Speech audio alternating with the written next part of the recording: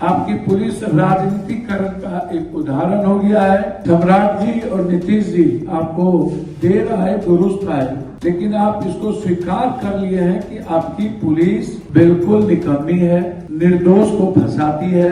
पिछले दरवाजे से बच्ची को क्यों ले जाएंगे? अब आप परिवार को कह रहे हैं कि आप मान लो कि आपकी बच्ची आत्महत्या की है। हम बिहार सरकार से, नीतीश जी से मांग करते हैं हाथ जोड़कर कि उसको सुरक्षा की व्यवस्था की जाए। बिहार पुलिस ने नीतीश कुमार जी के शासन को डेंट किया है। सेक्स रैकेटर, बालू, शराब माफियाओं को संरक्षण करती है। मनीष रंजन और आपकी पुलिस मिलकर के, नीलू अग्रवाल मिलकर उस परिवार को मार देगा। उसमें मनीष रंजन के नेतृत्व में और एक दो डॉक्टर के नेतृत्व में 7 करोड़ रुपए वसूले गए हैं और उत्तर प्रदेश के क्रिमिनल को सुपारी दिया गया। बिहार पुलिस ने नीतीश कुमार जी के शासन को डेंट किया है, साख पर सवाल खड़ा किया और दो महत्वपूर्ण एजेंसी बिहार की SIT और CID, इससे बड़ी महत्वपूर्ण एजेंसी अब क्या हो सकती?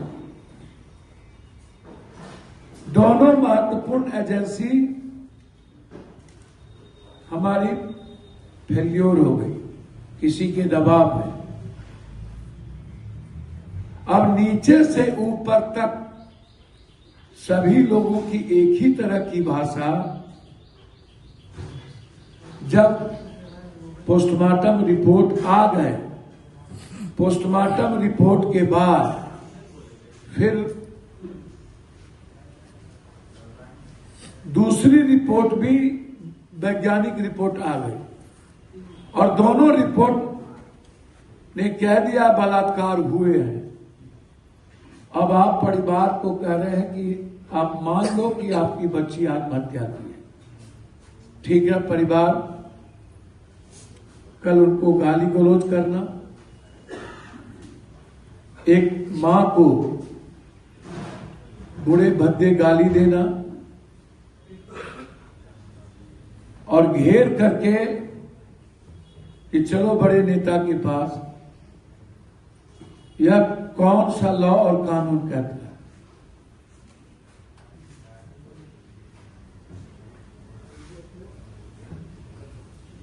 सभी की भूमिका की जांच होनी चाहिए। पिछले दरवाजे से बच्ची को क्यों ले जाएंगे? बच्ची को मारने में डॉक्टर सतीश और प्रभात हॉस्पिटल की बड़ी भूमिका है। उनकी पूरी समरी और रिपोर्ट की जांच व्यापक रूप से होनी चाहिए।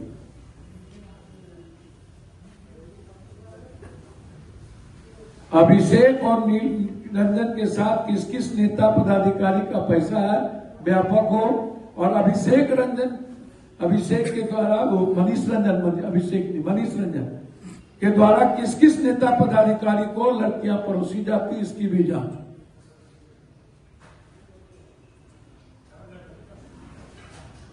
और इतने दिनों के बाद सम्राट जी और नीतीश जी आपको देर आए दुरुस्त आए, लेकिन आप इसको स्वीकार कर लिए हैं कि आपकी पुलिस बिल्कुल निकम्मी है, निर्दोष को फंसाती है, सही आदमी को जेल भेजती है, गलत आदमी को बचाती है। आपकी पुलिस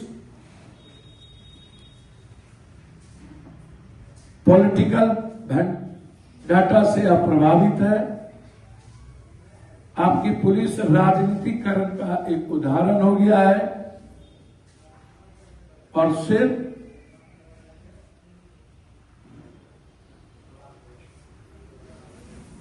जमीन, दलाल, सेक्स रैकेटर,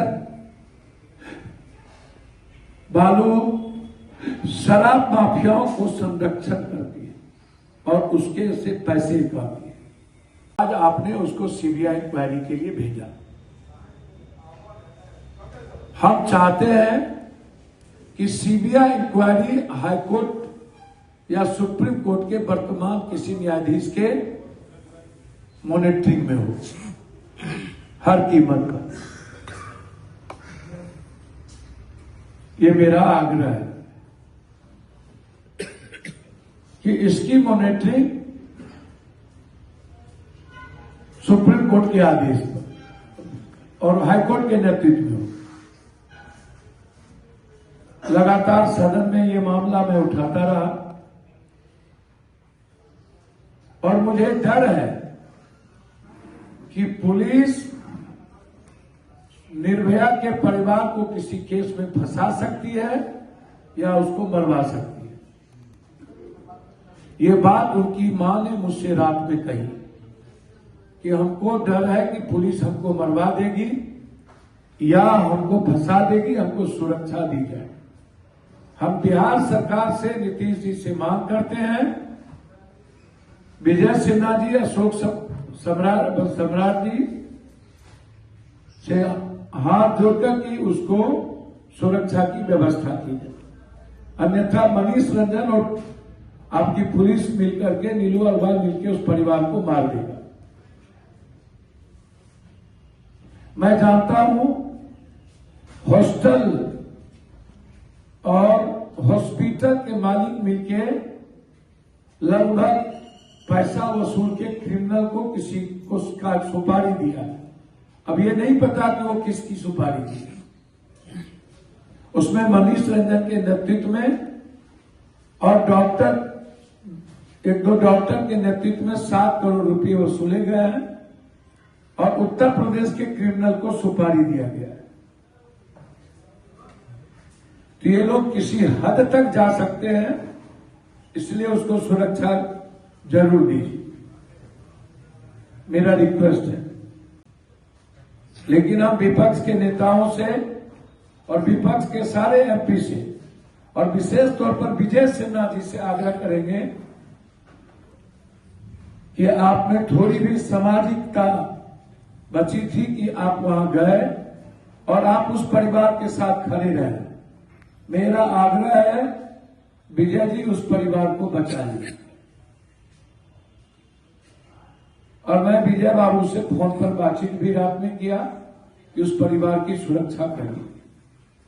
मुझे उम्मीद है कि विजय बाबू, डिप्टी सीएम साहब उस परिवार की रक्षा कर पाएंगे, न्याय दिला पाएंगे। मैं ऐसा मानता हूं। जो मेरी बातचीत विजय सिन्हा जी से हुई उसमें मुझे लगा कि विजय सिन्हा जी हर परिस्थिति में उस परिवार के साथ खड़े। उनके अलावे मैंने ना तो गिरिराज बाबू को कभी देखा और ना ही जाति के नाम पर वोट लेने वाले किसी नेताओं को देखा उस परिवार के साथ खड़े हुए। व्यापक और बड़ी लड़ाई लड़ने की जरूरत है। बेटी सुरक्षित नहीं है, बेटी पर निर्भरती गिर दृष्टि है। बेटी को बचाने की मुहिम पूरे प्रदेश के मां बाप और बहनों को करनी चाहिए और एक गाइडलाइंस की आवश्यकता